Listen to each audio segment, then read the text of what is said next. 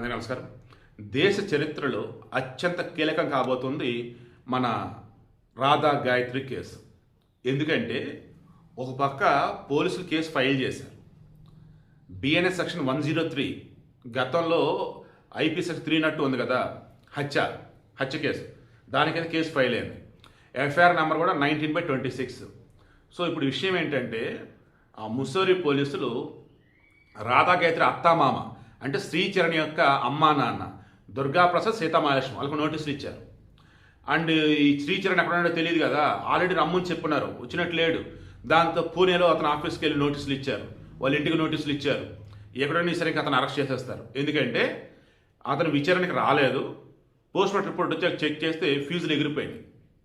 ఇక ఈ మూమెంట్లో వీళ్ళ నాన్నగారు ఎవరు, రాధా గాయత్రి వాళ్ళ నాన్నగారు ఆల్రెడీ డిఫెన్స్లో పనిచేస్తున్నారు. దాంతో వాళ్ళు పై అధికారులు పట్టుకొని మొత్తానికి వాళ్ళ కమాండర్ చేత కళ్ళం చేత వచ్చి చెప్పించున్నారు. దాంతో డిస్ట్రిక్ట్ సంబంధించి మెజిస్ట్రేట్ ఉంటారు కదా, కలెక్టర్ వాళ్ళు సైమల్టేనియస్గా మరో విచారణకు ఆదేశించున్నారు. ఎందుకంటే పోస్ట్ మార్టం రిపోర్ట్లో ఏం తేళ్ళ. జనరల్గా పోస్ట్ మార్టం రిపోర్ట్ అన్నప్పుడు లోపల ఆర్గాన్స్ ఏమైనా డ్యామేజ్ అయినాయా, అండ్ ఈ మనిషిని ఎవరైనా బలవంతంగా చంపారా, ఎలా ఏంటనేది బేసిక్గా తెలియాలి. ఓకే, ఆ వేలో ఏమి కనపడలా. అండ్ ఆమె చనిపోవడానికి రీజన్ ఏంటని అనుకుంటున్నాము మనం, విషప్రయోగం జరిగి ఉండొచ్చు అని చెప్పేసి. అప్పుడు ఏం చేయాలి, టాక్సికాలజీ టెస్ట్ కావాలి, హిస్టోపాథాలజీ అంటారు, ఆ టెస్ట్ అవ్వాలి.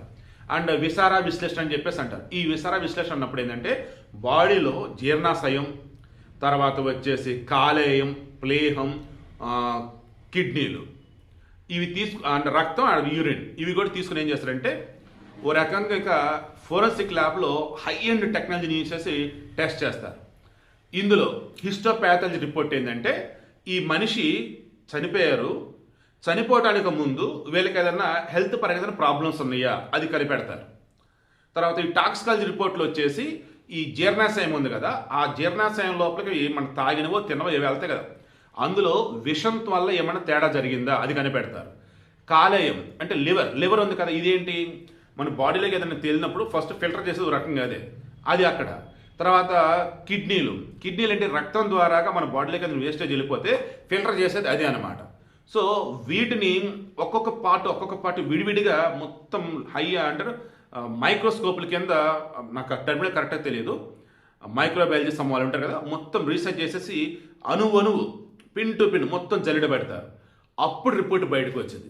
దానికోసం ఇప్పుడు వెయిట్ చేస్తున్నారు. అయితే దేశ చరిత్ర మలుపు తిప్పేదని ఎందుకనంటే నేను ఫస్ట్ టైం నాకు తెలిసి ఒక అక్క పోలీసులు విచారణ చేస్తుండగానే పోస్ట్ మార్టం రిపోర్ట్ ఆల్రెడీ మొదట వచ్చిన దానిలో ఏమీ తేలేదని చెప్పేసి మరలా టాక్సికాలజీ, హిస్టోపాథాలజీ, విసారా విశ్లేషణ పంపిస్తూనే సైమల్టేనియస్గా మరలా డిస్ట్రిక్ట్ మెజిస్ట్రేట్తో వచ్చేసి విచారణ. ఏ రకమైన విచారణ, ఈ నెల 17వ తారీఖు లోపు ఈ అమ్మాయి రాధా గాయత్రి శ్రీచరణ్కి సంబంధించి వాళ్ళ దాంపత్యంకి సంబంధించి మీకు ఏదైనా డౌట్స్ ఉన్నా, మీకు ఏదైనా తెలిసినా మీరు రిటర్న్ ఫార్మాట్ కావచ్చు లేదా డైరెక్ట్గా సరే వచ్చి పోలీసులు చెప్పవచ్చు. ఇక శ్రీచరణ్ వాళ్ళ అమ్మా నాన్న ఉన్నారా, వాళ్ళకి ఆల్రెడీ నోటీసులు ఇచ్చున్నారు. వాళ్ళు ఇప్పుడు ముస్సోరి వెళ్ళి అక్కడ కేసు ఎవరైతే ఫాలోఅప్ చేస్తారో వాళ్ళ ముందు అటెండ్ అవ్వాలి. అండ్ డిస్ట్రిక్ట్ మేజిస్ట్రేట్ ఎవరైతే ఉన్నారో సైమల్టేనియస్గా వాళ్ళు కూడా విచారణ చేస్తున్నారు, వాళ్ళ ముందు అటెండ్ అవ్వాల్సి ఉంది.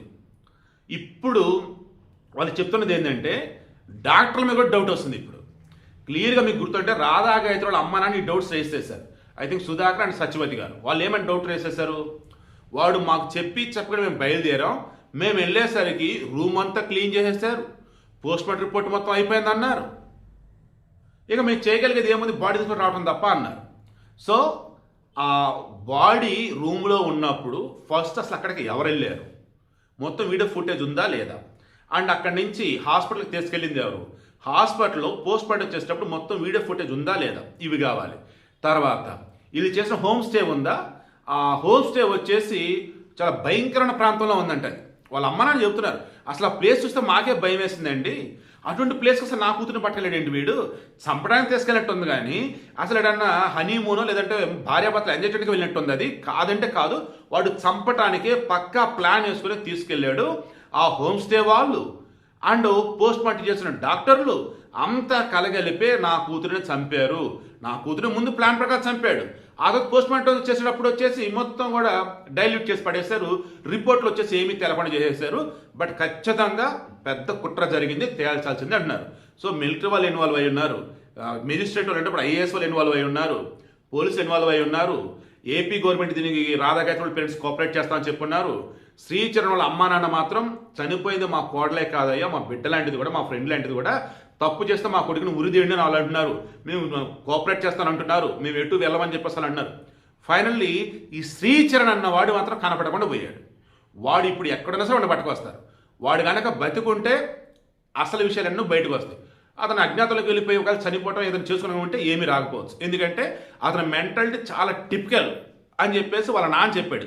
ఎవరు నాన్న? రాధాగాయత్రి వాళ్ళ నాన్న చెప్పున్నాడు, క్షమించాలి, ఈ శ్రీచరణ్ వాళ్ళ నాన్న చెప్పున్నాడు. రాధాగాయత్రి వాళ్ళ నాన్న కూడా చెప్పారు ఏమనంటే ఇది చాలా తేడాగడరా బాబు అని.